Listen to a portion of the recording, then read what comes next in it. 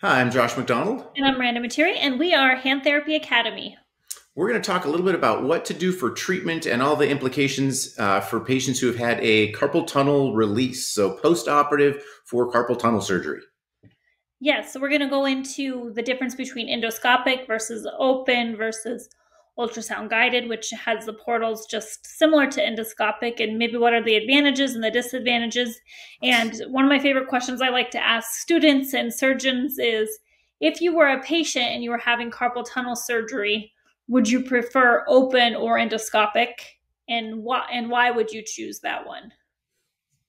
And I think if I was answering that question for me, I think I might pick open. I feel like I have fewer patients. Now, let me start this by saying I don't see a ton of the ultrasound guided, so that maybe not be the best gauge of it. But I do see a fair amount of patients with the endoscopic where the outcomes are not ideal because maybe the whole transverse carpal ligament wasn't cut, or they cut something else, or scar tissue kind of caused a problem that they didn't know to address. So I think I'd pick open. But I've also seen some success with the endoscopic. So that's a tough one for me to answer. What do you think? Yeah, I think I would go with what the surgeon was most confident with, like depending on the surgeon I chose. But I'm kind of similar to you. I feel like I would want to do open just because you could visualize the nerve more than you would with endoscopic. And I feel like sometimes the portals are about the size of the incision. You know, you're only going a few, like there's not a big difference, I guess, between how much incision and how much wound care you're doing. However, I did have the opportunity recently to speak to a doctor that's doing the endoscopic with carpal tunnel or with ultrasound guided, and that sounded really appealing to me. But I haven't seen a lot of the post-operative with those to really form a strong opinion. But the idea is with the ultrasound is you can visualize the nerve very closely and make sure you're not cutting the nerve by accident or one of the branches of the median nerve, because we know everybody's anatomy is different, right? So with ultrasound, you're able to see it before releasing the transverse carpal ligament, which I think is a huge advantage, similar to what you would do with open. You can see it and really visualize it. And some of that outcomes based is on the patient's situation ahead of time. You and I are fortunate enough, we don't have a lot of the comorbidities, diabetic, some of those things that open release might cause more problems with wound healing and scar tissue and all the complications that may come from an open release, where sometimes doctors are doing a little bit larger, maybe a 3-4 centimeter incision to really splay that open. So that may be a factor. And then how long that patient dealt with these symptoms ahead of time. Are they having muscle wasting? That will affect their long-term outcomes. So those are kind of things to take into account when you're deciding what I would recommend for a patient if they're going to decide to go get one of these operations. Yeah, definitely. So how severe it was before surgery. So one thing I like to ask my patients when I'm doing the post-operative assessment, I think this is something I learned when I was working with the surgeon at Mayo Clinic, is ask them to rate their pain, rate their numbness, and rate their tingling, right? Because they're all three separate. And then how much of each of those markers are improving. And if you know what they are before surgery, it can kind of give you an idea of what they're going to be like post-operative. Because if they do have severe carpal tunnel, we know sometimes that numbness and tingling never goes away, right? Yeah, yeah. And tracking that so that you can give them like a concrete, they can track themselves and say like, these are the 3 things we're watching, and they won't be instantly better, but they should continue to decrease in severity as they go. Right. And then another common, not I guess common, but sometimes when we are seeing these, because I think a lot of times with the open carpal or even endoscopic, we're not seeing them in therapy, right? If they come in, it's usually 1 to 2 times, or there's those patients that are having problems like the pillar pain. And when they have pillar pain, I always like to manage their expectations and say, hey, this pain can last up to 9 months, and that's not considered abnormal, because a lot of times patients just expect to be perfect after surgery when that's not the case. And I've got patients that want to be seen for an extended period of time. Maybe they're a little bit older and they're just having this constant like scar tissue and swelling here, and they just want to work through that. And so we're trying to manage those expectations and say it's going to take some time. We don't want to do splinting and bracing at that point. We want to get movement and mobility. Maybe if they're having some point tenderness, something to just like a pad under stockinette or something at night, or when they're working on a computer, but really kind of decrease their expectation for high need therapy. It's kind of watch and monitor and make sure those things are continuing to improve over time. And then we can do check-ins if they feel like they still need it. Yeah.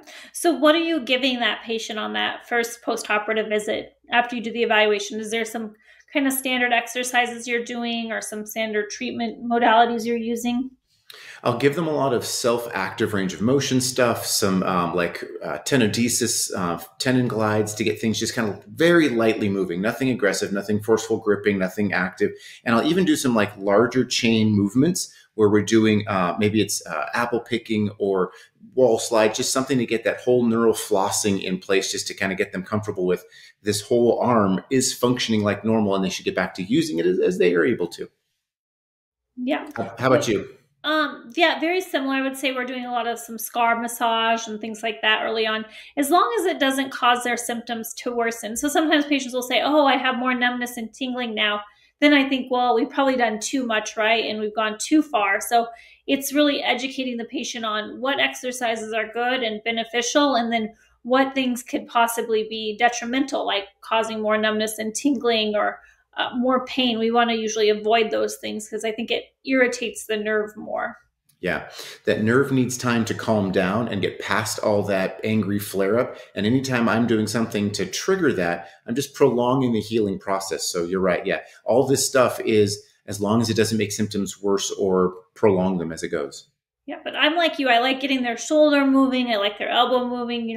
So many times these patients will guard their arm, especially if we're seeing them after carpal tunnel surgery, which we don't commonly do. But I feel like those are the patients that are more likely to present with, the CRPS type symptoms and stuff like that. So just getting them moving early and doing a normal kinetic chain and then telling them to use their hand, right? Like, I want you to use your hand to fold those clothes or to hold your toothbrush, just trying to get them to normalize the use of their hand as well.